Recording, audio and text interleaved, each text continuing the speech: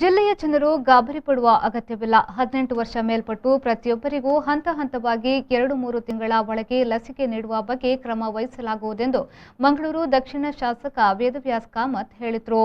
ಅವರು ತುಳುನಾಟಕ ಕಲಾವಿದರ ಒಕ್ಕೂಟ ಮಂಗಳೂರು ಇವರ ಆಶ್ರಯದಲ್ಲಿ ಕದ್ರಿ ಗೋಕುಲ್ ಸಭಾಂಗಣದಲ್ಲಿ ಜಿಲ್ಲಾಡಳಿತ ಕಲಾವಿದರಿಗೆ ನೀಡಿರುವ ಉಚಿತ ಲಸಿಕಾ ಶಿಬಿರವನ್ನು ಉದ್ಘಾಟಿಸಿ ಮಾತನಾಡಿದರು. ಕೋವಿಡ್ ಲಾಕ್ಡೌನ್ನಿಂದಾಗಿ ಕಲಾವಿದರ ಬದುಕು ಕೂಡ ದುಸ್ತರವಾಗಿದೆ. ಜನರಿಗೆ ಮನೋರಂಜನೆ ನೀಡುವುದು ಕಲಾವಿದರ ದೊಡ್ಡ ಕೊಡುಗೆಯಾಗಿದೆ. ಇಂತಹ ಕಲಾವಿದರಿಗೆ ಜಿಲ್ಲಾಡಳಿತ ಸ್ಥಳೀಯ ಜನಪ್ರತಿನಿಧಿಗಳ ಮೂಲಕ ಕಲಾವಿದರು ಹಾಗೂ ಅವರ ಮನೆಯವರಿಗೆ ಉಚಿತವಾಗಿ ಲಸಿಕೆ ನೀಡುವ ವ್ಯವಸ್ಥೆಯನ್ನ ಮಾಡಿದ್ದಾರೆ.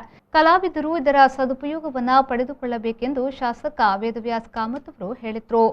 ಕಾರ್ಯಕ್ರಮದಲ್ಲಿ ಸ್ಥಳೀಯ ಮಂಗಳೂರು ಮಹಾನಗರ ಪಾಲಿಕೆಯ ಸದಸ್ಯ ಕದ್ರಿ ಮನೋಹರ್ ಶೆಟ್ಟಿ, ತುಳು ನಾಟಕ ಕಲಾವಿದರ ಒಕ್ಕೂಟದ ಅಧ್ಯಕ್ಷ ಕಿಶೋರ್ ಡಿ ಶೆಟ್ಟಿ, ಉಪಾಧ್ಯಕ್ಷ ಗೋಕುಲ್ ಕದ್ರಿ, ಕಾರ್ಯದರ್ಶಿ ಲಕ್ಷ್ಮಣ್ ಕುಮಾರ್ ಮಲ್ಲೂರು, ಕೋಶಾಧಿಕಾರಿ ಮೋಹನ್ ಕೊಪ್ಪಳ, ಸಂಘಟನಾ ಕಾರ್ಯದರ್ಶಿ ಮಧು ಬಂಗೇರ ಕಲ್ಲಡ್ಕ, ಕ್ಷೇಮಾಭಿವೃದ್ಧಿ ಸಂಚಾಲಕ ಪ್ರದೀಪ್ ಆಳ್ವ ಮುಂತಾದವರು ಉಪಸ್ಥಿತರಿದ್ದರು.